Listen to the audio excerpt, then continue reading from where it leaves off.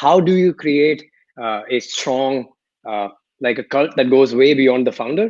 By the way, if you think about any of the great tribe-centric ecosystems, any of them in the world, like ISEC mobilizes 200,000 students in the world every year, right? And then there's Zumba, that 15 million people take Zumba classes every week. This is stats from 6 years ago, so there's probably more, and way more.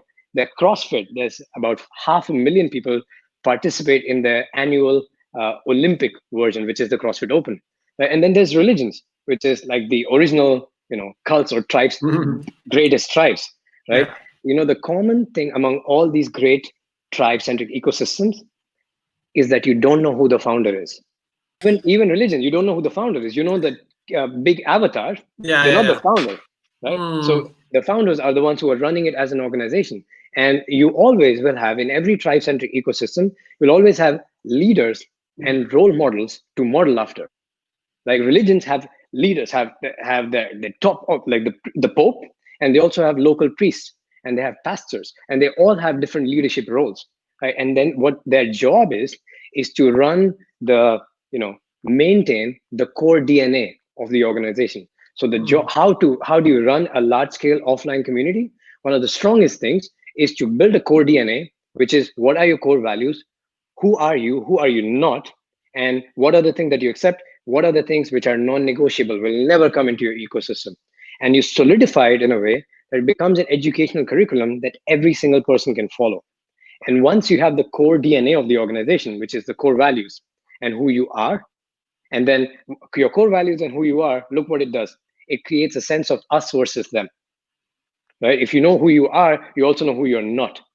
So it creates, not like, it doesn't vilify, but it creates kind of a separation, which is important for sense of belonging, right? Which is why every religion, like if you take an extreme version, they vilify every person who doesn't follow that religion. But there's always, in tribe-centric ecosystem, there's this feeling of us versus them, right? And there's also a sense of unity and overall compassion, but there's a feeling of us versus them, right? And once you have that, and once you have the core DNA of the organization, you can replicate that. You don't need to be part of it.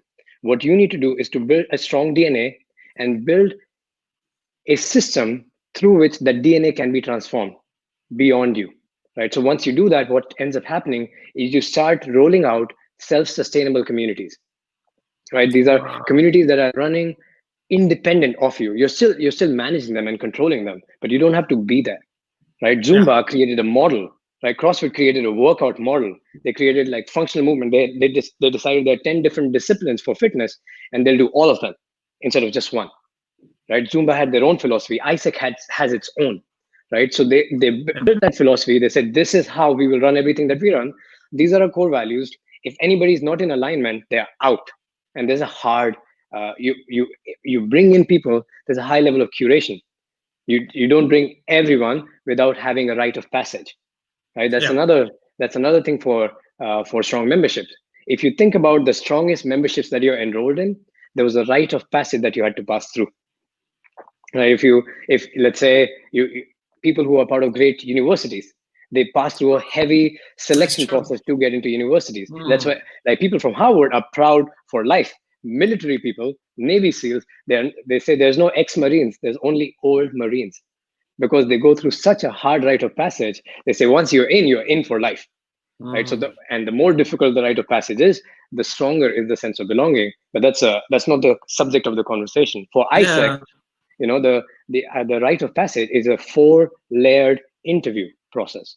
Like, imagine 18, 19-year-old going through interviews for like one round of interview, second round of interview, a group discussion, their worldview, and only then they get invited to join the membership, right? So every single tribe-centric ecosystem, CrossFit has their on-ramp. You have a 6-week on-ramp, without which you can't do CrossFit classes, right? So there's a rite of passage for you to join a community, and the stronger the rite of passage, the more sense of belonging you have. Did you have a question? No. I'm processing so much. It's I have many questions, but at the same time, I'm processing. It makes me think of this book, Build to Last. I don't know if you know this book. That there are some elements, some elements that we find again in how you build a company, because basically what they're doing is that they build this inside community with this philosophy, as you said.